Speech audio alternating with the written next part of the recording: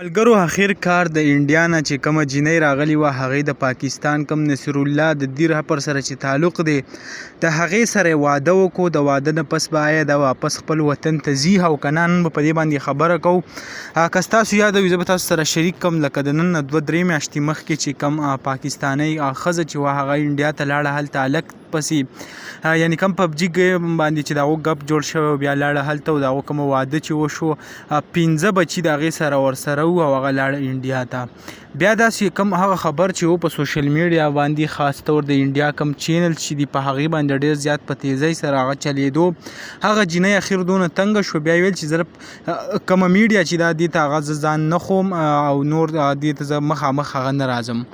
نو بیا هغه دغه سکرین نه چې کوم دی غیب شو او بیا داسې چل وشو لکه دا 3 ورځې وشوې د انډیا نه چې کومه جینۍ راله دیر ته په یو هلک پسې. د هلک کومه وینا چې ده چې موږ په فیسبوک باندې کومه دوستي جوړه کړې وه. پرون چې جینۍ کوم بیان ورکړی په هغې کې ویل چې زموږ د واده څه امکانات نشته خو زه د 13 ورځو دپاره په ویزټ ویزه راغلی یم.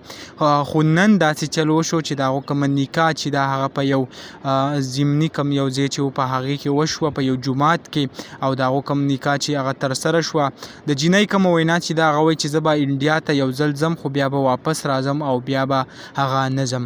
نو ستاسو د یاد وي چې کوم په بله ورځ دا راغلي وه د هغه کوم چکرې چې دي، یعنې که ستاسو خیال وي شاهي تعدي نه علاوه په دیر کې چې نور کوم ځایونه دي هلته هغې کوم ولاګس چې وو هغه هم جوړ کړي وو.